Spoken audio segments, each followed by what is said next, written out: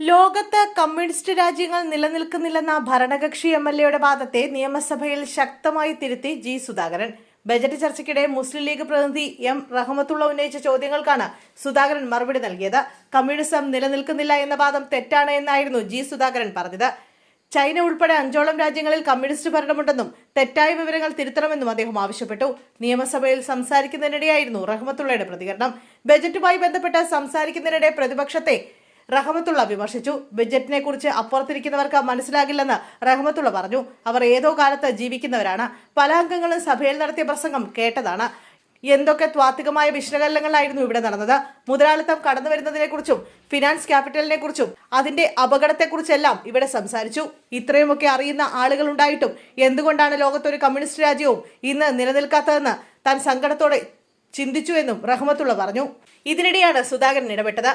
Communism നിലനിൽക്കുന്നില്ല എന്നത് തെറ്റാണെന്ന് സുധാകരൻ പറഞ്ഞു. ചൈനയിലടക്കം 5 രാജ്യങ്ങളിൽ കമ്മ്യൂണിസം നിലനിൽക്കുന്നുണ്ട്.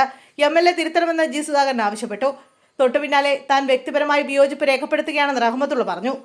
കമ്മ്യൂണിസ്റ്റ് എന്ന പേരിൽ അറിയപ്പെടുന്ന രാജ്യങ്ങൾ ലോകത്ത് പലതുണ്ടെന്ന് താൻ അംഗീകരിക്കുന്നു. എന്നാൽ അതുമായി ബന്ധപ്പെട്ട് തന്റെ നിലപാട് ആവർത്തിക്കുന്നു. തർക്കത്തിലേക്ക് പോകുന്നില്ലെന്നും റഹ്മത്തുള്ള കൂട്ടിച്ചേർത്തു. മുമ്പ് സമാനമായ സംഭവം നിയമസഭയിൽ ഉണ്ടായിരുന്നു. കമ്മ്യൂണിസത്തിന്റെ കാലം കഴിഞ്ഞെന്ന് പറഞ്ഞ UDF എംഎൽഎ വർഗീസ് മാമനെ ജി സുധാകരൻ തിരുത്തിയിരുന്നു. ഇക്കഴിഞ്ഞ ജൂൺ 22-നായിരുന്നു സംഭവം. ബജറ്റുമായി ബന്ധപ്പെട്ട് നിയമസഭയിൽ ചർച്ച നടന്നപ്പോഴായിരുന്നു വർഗീസ് മാമൻ ഇക്കാര്യം ചൂണ്ടിക്കാട്ടിയത്. കമ്മ്യൂണിസം വെറുക്കപ്പെട്ട വിശ്വാസ പ്രമാണമാണെന്നും വർഗീസ് മാമൻ പറഞ്ഞിരുന്നു. ഇതിനോടായിരുന്നു ജി സുധാകരന്റെ പ്രതികരണം. കമ്മ്യൂണിസത്തിന്റെ കാലം കഴിഞ്ഞെന്ന് പറയുന്നവർക്ക് ജീവിച്ചിരിക്കാൻ അർഹതയുണ്ടോ എന്ന് സുധാകരൻ ചോദിച്ചിരുന്നു.